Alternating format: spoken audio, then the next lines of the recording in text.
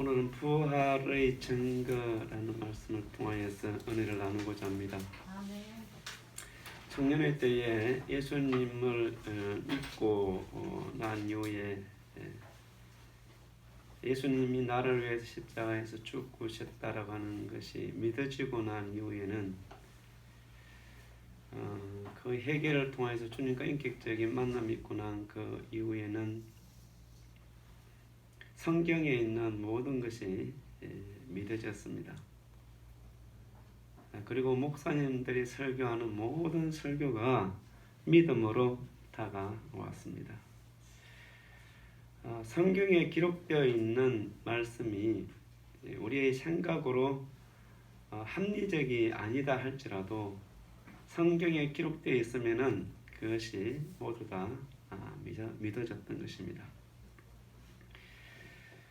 왜 그러냐면은 나에게 합리적으로 이해되지 않는다고 하여서 성경에 기록되어 있는 것이 그것이 하나님의 말씀이 아니다 이렇게 우리가 볼 수 없기 때문에 그렇습니다. 왜냐하면 내 생각에 한계가 있기 때문인 것입니다. 내 생각이 온전치 못하기 때문인 것이죠.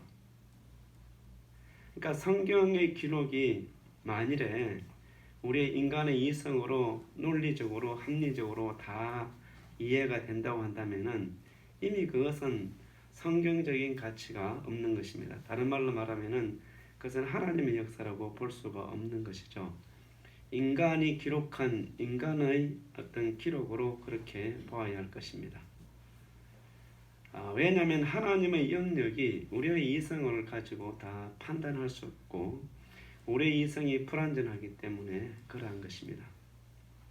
제가 대학을 다닐 때에 영양학 박사가 수업 시간에 했던 말이 기억이 납니다.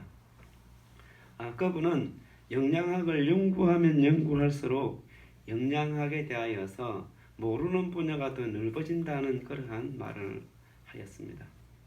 그것이 사실이죠. 우리는 이 땅에 있는 어떠한 사실 자체를 우리의 이성으로 다 이해할 수도 없고 이해되어지지도 않습니다. 그렇기 때문에 우리가 믿음을 가지고 성경의 말씀을 접근해야만이 그 믿음이 그 말씀을 이해시켜 나가는 것입니다. 왜 그러한지는 다 우리가 이해할 수 있는 것은 우리 자신을 내 자신을 내가 바라볼 때에 내 자신도 누군지 잘 몰라야 때는 왜 내가 그런 일을 했을까? 내가 어떤 일을 하려고 하지만 왜 이거는 안 될까? 내 자신에 대한 것도 내가 다 알지 못하는데 하물며 하나님의 일에 대해서 성경을 읽다가 내가 잘 이해되지 않는다고 해서 그것은 문제가 있다 이렇게 보면은 안 되는 것이죠. 그리고 성경에 기록되어 있는 모든 말씀을 사람의 생각으로 이해하기가 사실 어려운 분야가 있습니다. 그 가운데 하나가 부활에 대한 것입니다. 부활.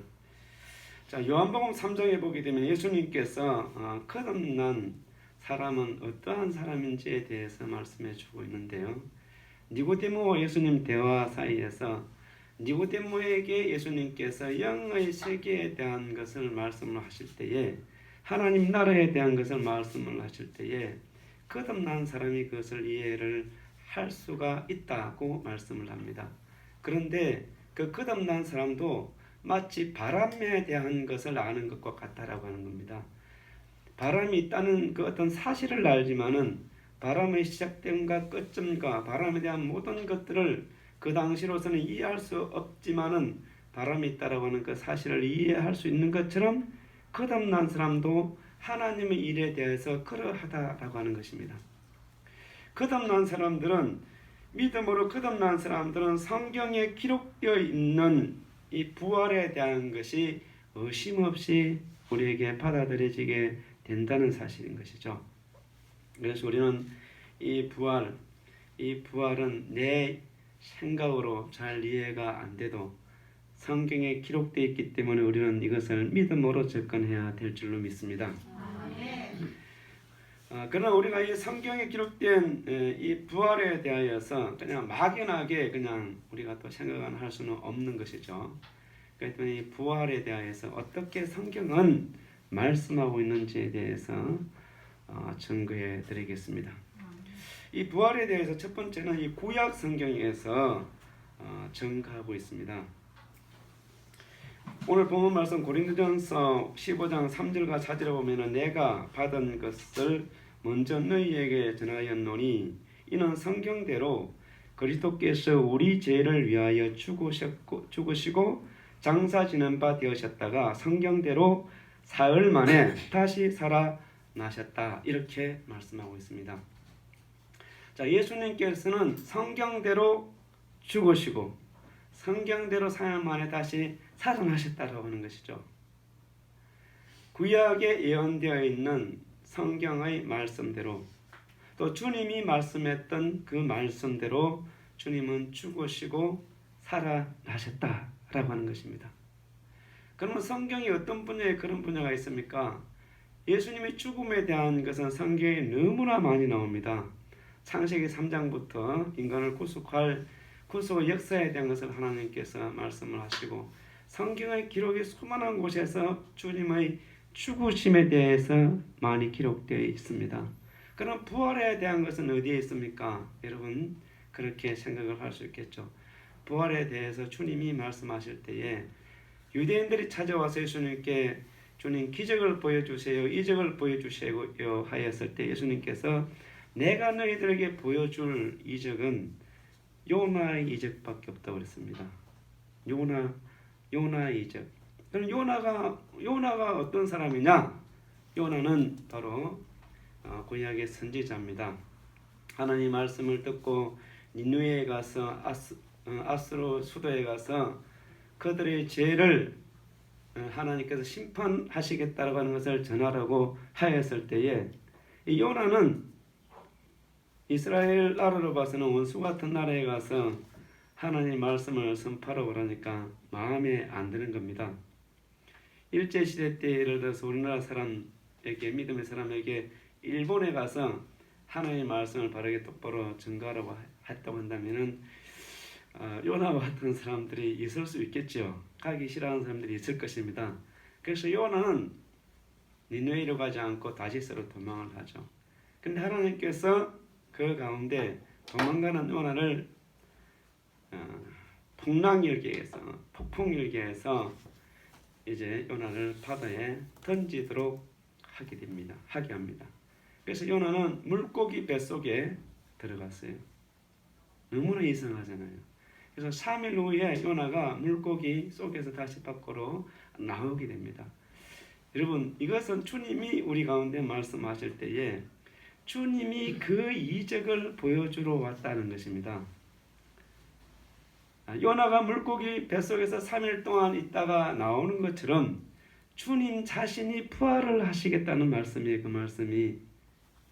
그래서 주님께서 말씀하신 것처럼 구약의 요나 선지자를 통하여서 하나님께서 보여주셨던 것처럼 주님은 죽은 지 3일 만에 부활을 하신 것입니다.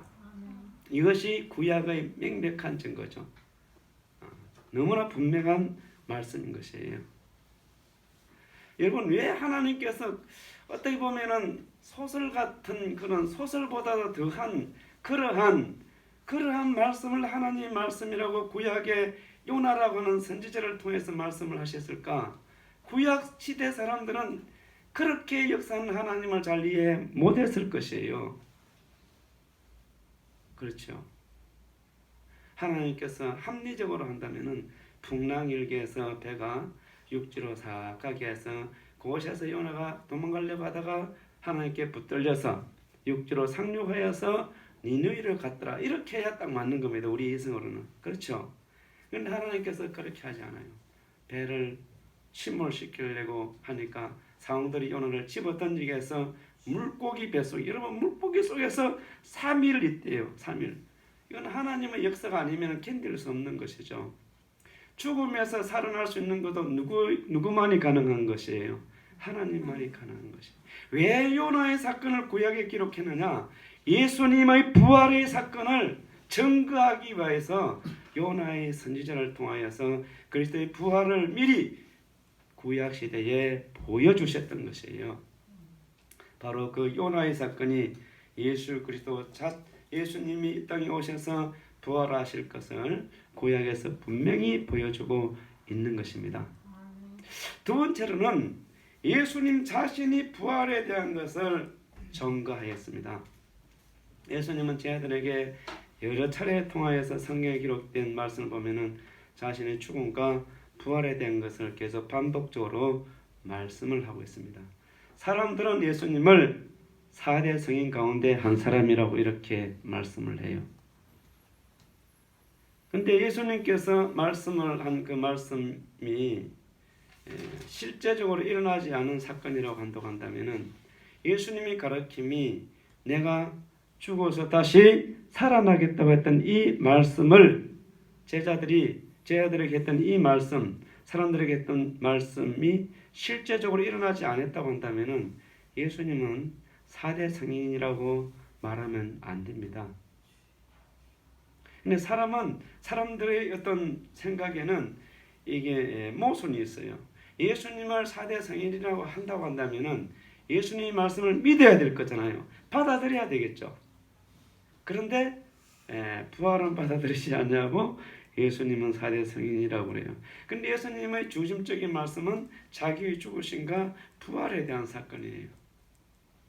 그리고 예수님께서는 주님이 말씀했던 것처럼 주님은 이 땅에 오시고 그리고 십자가에서 죽으시고 또 부활을 하신 것이죠.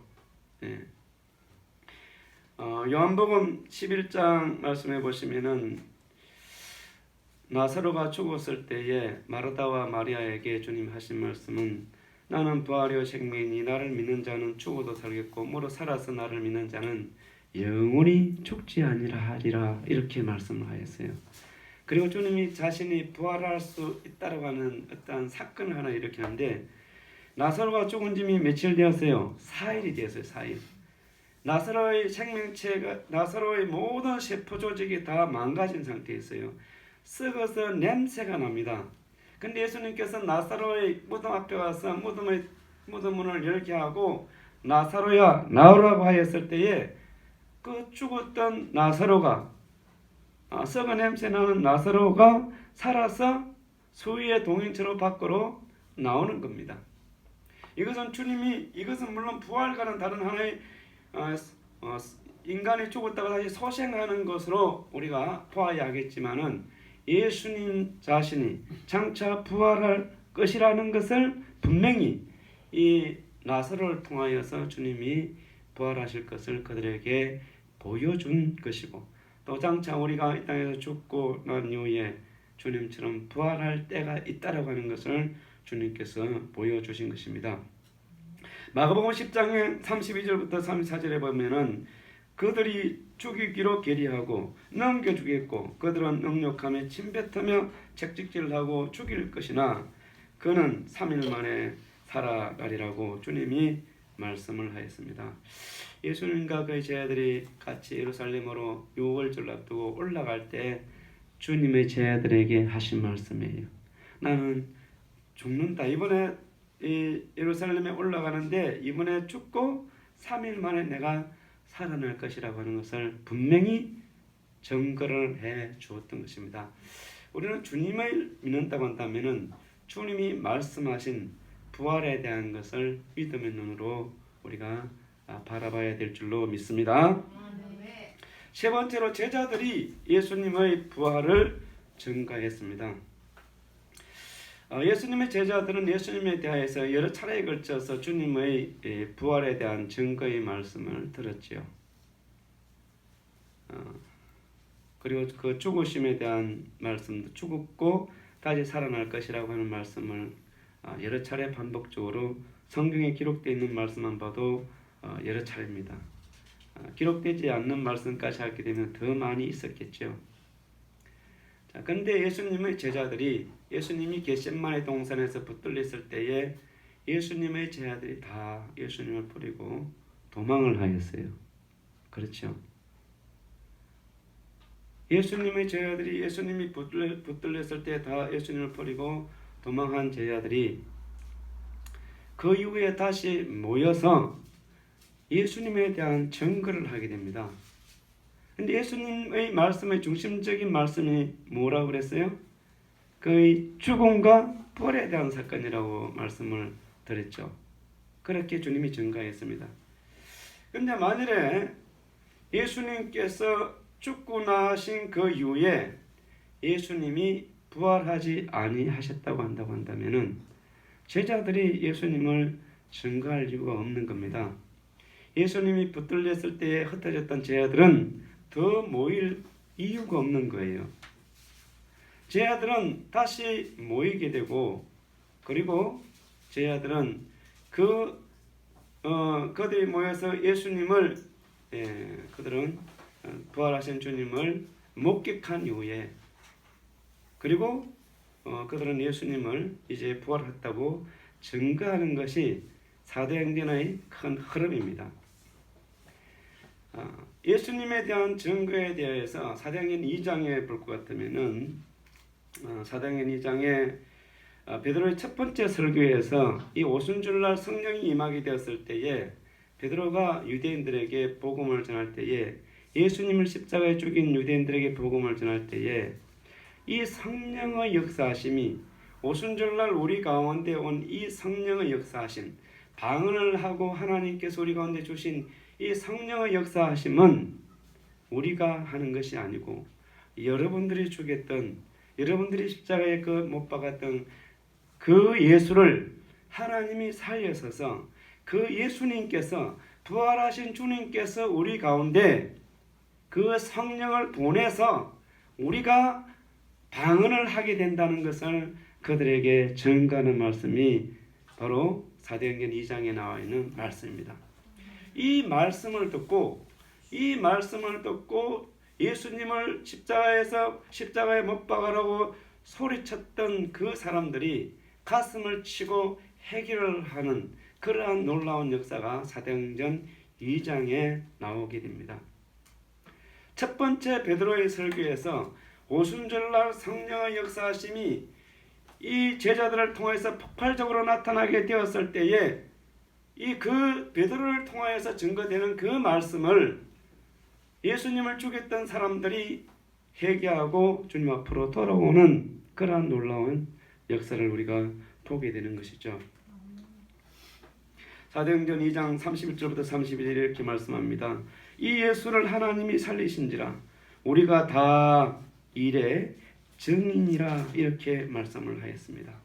증인이라. 사도행전 3장 15절에서도 보면은 생명의 주를 주겠도다. 그러나 하나님이 죽은 자 가운데서 그를 살리셨으니 우리가 이 일의 증인이다. 이렇게 말씀합니다. 여러분, 사도행전 2장은 어떤 사건이 일어납니까? 베드로와 요한이 성전에 올라가다가 남면서부터 안전병이 된 안전병이를 일으키는 사건이 일어납니다. 사람들이 어떻게 내가 그렇게 할 수 있느냐 하였을 때에 베드로가 그들에게 하는 말씀이 우리가 하는 것이 아니야. 부활하신 주님의 능력으로 한다는 거예요. 주님은 떠나시기 전에 제자들에게 하신 말씀이 있어요. 너희들은 나보다 더 큰 일을 할 것이다. 인간이 어떻게 예수님보다 더 큰 일을 할 수 있어요? 못하는 겁니다. 그 말씀이 무엇이냐면은 성령께서 하신다는 거예요. 다시 하나님을 사람을 통하여서 성령을 통하여서 역사합니다. 예수님이 이 땅에 계시면은 예수님은 공간적, 시간적 제약을 받기 때문에 어떤 특정한 장소, 특정한 시간에만 계실 수 있는 거예요. 그런데 예수님이 떠나시고 난 이후에는 성령을 믿음의 사람들에게 보내셔서 그 하나님의 역사가 시간과 공간을 초월해서 지구촌 전체에서 일어날 수 있도록 한다는 말씀이죠. 인간이 어떻게 하나님보다 더 큰 일을 할 수 있어요? 베드로가 아니에요. 베드로의 고백은 바로 그겁니다. 부활하신 주님께서 우리 가운데 능력을 주셔서 바로 이 안전병이를 일으키게 했다는 겁니다. 남에서부터 안전병이 된 그 안전병에 대한 사건이 당시 예루살렘에 얼마나 큰 충격으로 다가왔겠습니까? 매일 성전 미문에 앉아서 그곳에서 구걸하던 그 안전병이 어떻게 보면 유대인, 이 예루살렘에 있는 유대인뿐 아니라 많은 수많은 유대인들이 지방에 있는 사람들도 알 수 있을 정도 아니겠습니까? 1년에 3차례 유대인들은 예루살렘으로 올라오기 때문에. 그런데 그 사람이 일어난 거예요. 얼마나 큰 뉴스거리가 되겠어요.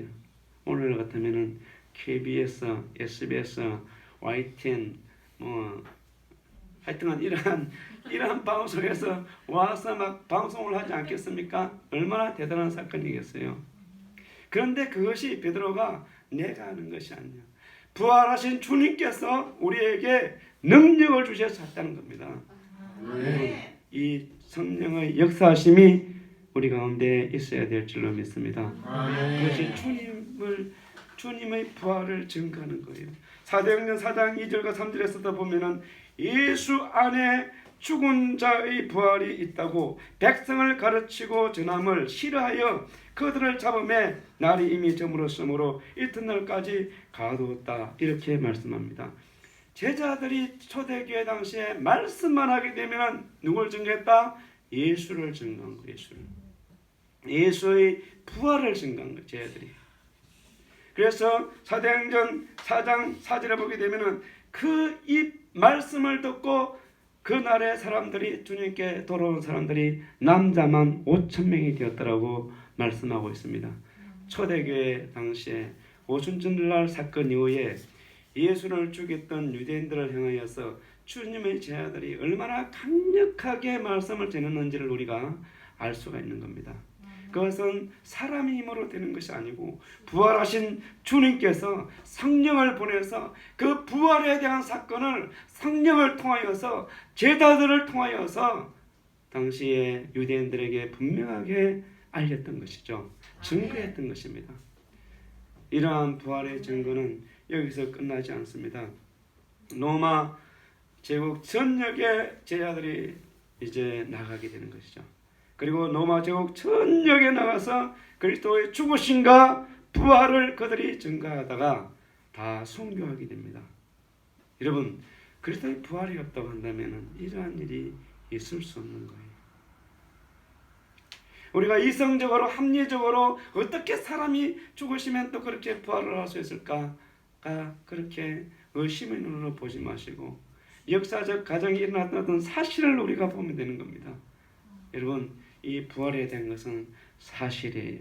내가 그것으로 이해되지 않고 안 믿긴다 할지라도 그것은 어떤 사실이에요. 우리 가운데는 일어나는 어떤 원리나 있는 어떤 방법적인 많은 사실들이 있습니다. 그러나 그것을 우리가 다 이해할 수 없어요. 하물며 하나님의 역사에 대한 것을 내 작은 머리로 이해되지 않습니다. 성령이 여러분들 가운데 오시고 믿음이 여러분들 가운데 있으면 믿음으로 이해가 되는 것이에요. 터툴리아는 성경에 대한 말씀을 할 때에 나는 성경이 모순되기 때문에 믿어진다 이렇게 말씀을 하였습니다. 믿음 있는 사람은 그 말씀이 무슨 말씀이냐면은 믿음 있는 사람은 성경으로 내 어떤 정신적 세계 속에서 이해되지 않아도 믿음을 갖게 되면 이해가 되어진다는 말이에요. 주님과 깊은 인격적인 만남 있는 사람들은 성경에 기록되어 있는 말씀이 하나님의 말씀이라고 하는 것이 받아지게 되는 것이죠. 받아지게.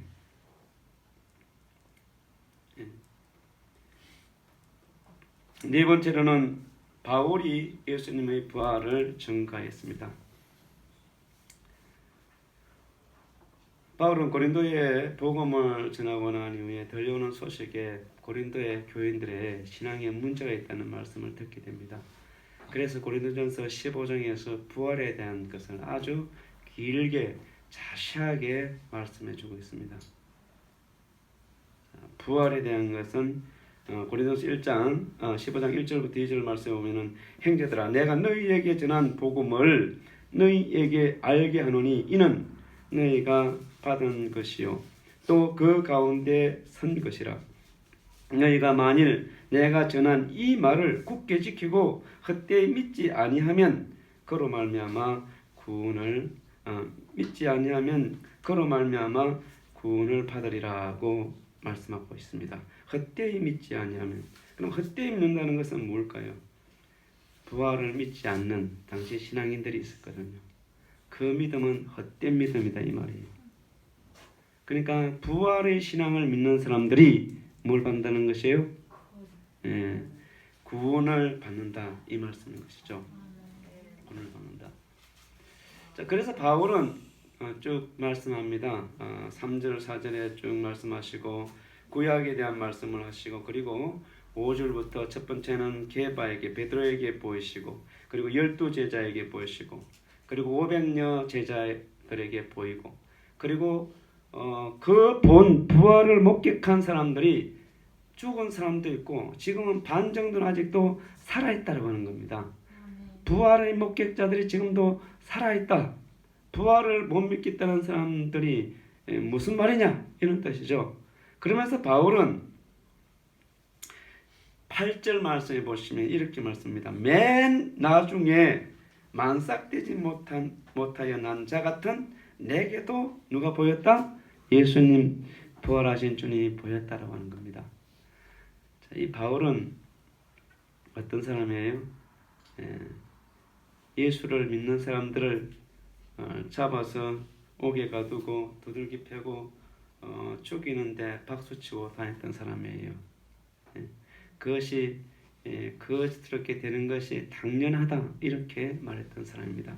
그러나 그에게 맨 나중에 만삭되지 못하여 난 자 같은 내게도 보였다 그랬습니다.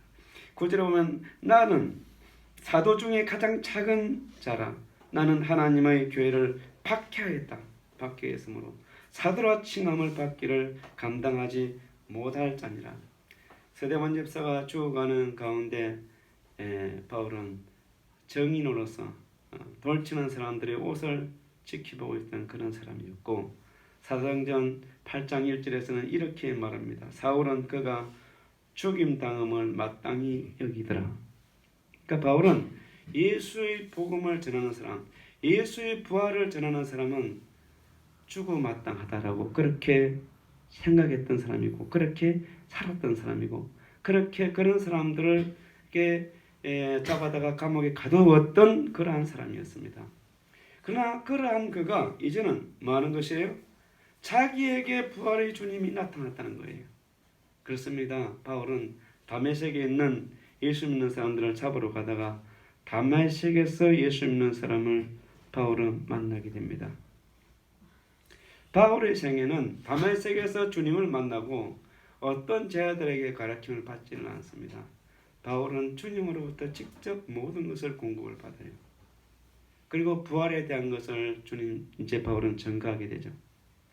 그리고 이러한 자기의 복음이 나중에 예루살렘에 올라가서 제자들과 예수님의 다른 제자들과 맞추어 보니까 그것이 똑같다라고 하는 것을 갈라디아서에서 말씀해 주고 있습니다. 여러분, 바울은 예수의 부활을 증거했던 사람들을 죽였던 그러한 일에 동조했던 사람이에요. 근데 그가 예수가 부활했다고 하는 것을 증감을 통하여서 그가 그 일로 인하여서 다시 죽음에 이르게 된다는 것이죠. 여러분, 이거보다 더 명확한 증거가 어디 있겠습니까? 내가 바울이 믿지 못했던 그 부활의 사건을 그들을 핍박했던 바울이 자기가 부활했다고 죽을 수 있다고 하는 것은 바울에게는 분명한 주님의 부활에 대한 사건이 그에게 일어났던 것이죠. 우리가 믿음의 삶을 살아갈 때에 이 부활에 대한 부활하신 주님을 전하는 저와 여러분이 되기를 원합니다. 아멘. 우리가 믿음을 갖게 되게 되면은 내가 믿는 이 믿음이 정말 어떤 믿음인지에 대한 것을 때로 한번 생각을 해봐야 돼. 생각을. 내가 바른 믿음을 가지고 생활하고 있는지. 여러분 그렇잖아요.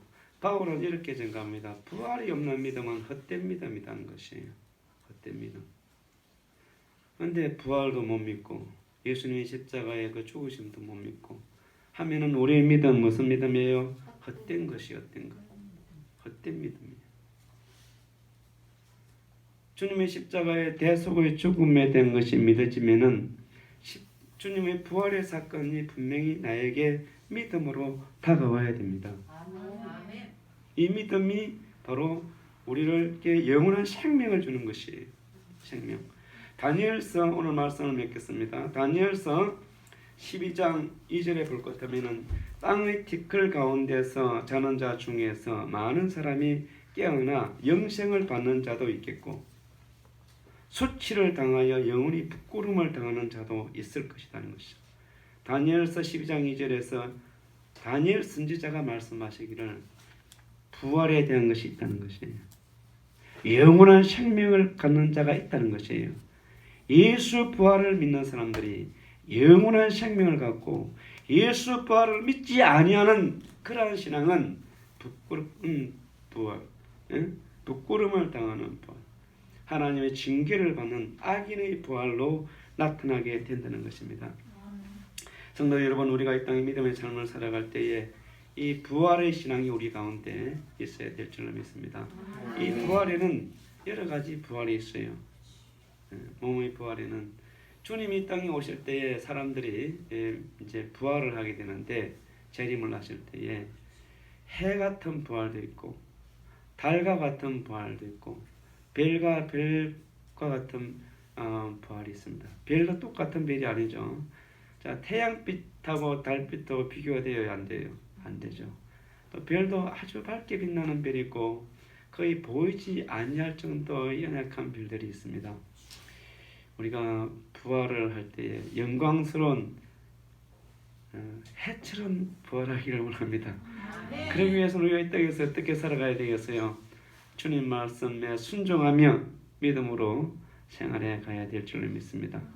그러한 사람이 해 같은 부활, 달 같은 부활, 별 가운데서도 더욱더 빛나는 별 같은 부활이 될 줄로 믿습니다. 하나님께서 여러분들 가운데 주신 이 사명을 잘 감당하기를 원합니다. 이 부활의 신앙인의 모습이 어떤 것일까 제가 생각을 하면서, 아마 이 해 같은 부활을 갖는 사람들은 믿음과 소망과 사랑이 있는 것이 아닌가 싶어요. 왜냐하면 고린도전서에서 보게 되면 13장에 보게 되면은 이 땅에 있는 주님 오실 때 모든 것이 사라지지만 뭐만 있어요? 믿음과 소망과 사랑이 있거든요. 그럼 해 같은 부활이라고 하는 것이 무슨 부활일까? 믿음 있는 사람, 믿음의 사람. 그 믿음이 있으면 항상 우리 가운데 오는 것이 항상 소망이 사실 따라옵니다. 예. 그리고 우리가 그 가운데 사랑이 있어야 될 줄로 믿습니다. 성경 전체를 보면은 구약도 그렇고 신약도 그렇고 주님의 삶의 그 모습을 볼 것 같으면은 사랑이 넘치는 삶이었어요. 가난하고 어렵고 지치고 고아되고 가부되고 이러한 사람들에 대한 끊임없는 주님의 사랑의 모습을 보게 되고, 구약에도 고아를 생각하고 가부를 생각하고 나그네를 생각하고 외국인들을 생각하고, 여러분들이 추수할 때도 다 추수하지 말고 밭에 모퉁이를 남겨놓아서 가난한 사람들이 그것을 추수하게 하라고 말씀하셨어요. 7년 안식년이 되면 밭에 것을 너희들이 가져가면 안 되고 가난하고 가부들이 그것을 가져가서 살도록 해라 하는 것이죠. 주님이 땅에 와서 생활하는 모습과 구약에 주는 주님 하나님의 메시지가 딱 일치한다는 것을 우리가 알 수가 있습니다. 주님의 땅에 오셔서 좋은 집에 살지 않았어요. 주님은 집도 없어요. 저하고 똑같아요. 저도 집도 없어요. 아니, 자기 소유의 집이 없단 말이에요. 근데 괜찮아요. 소유의 집이 있어도. 주님은 우리를 부유케 하기 위해서 주님이 낮아지셨다고 그랬거든요. 근데 그 주님의 뜻을 우리가 바르게 가져야 된단 말이에요. 주님의 뜻을. 그런 삶이 되는 저와 여러분이 되기를 원합니다. 부활의 신앙은 믿음과 소망과 사랑인 줄로 믿습니다. 기도하겠습니다. 이 시간 함께 기도할 때 정말 우리 믿음의 사람들은 삶의 양식은 딱 정해져 있습니다. 믿음과 소망과 사랑을 가지고 사는 삶입니다. 실천적인 것이 사랑이죠. 하나님을 사랑하고 이웃을 사랑하고, 여러분 힘들고 어려운 이웃을 항상 기억하시고 나눠주기를 잘하기를 원합니다. 아멘. 그것이 주님의 삶이에요. 하나님의 마음입니다. 하나님은 뭐라고 그랬어요? 사랑이세요. 사랑 자체입니다.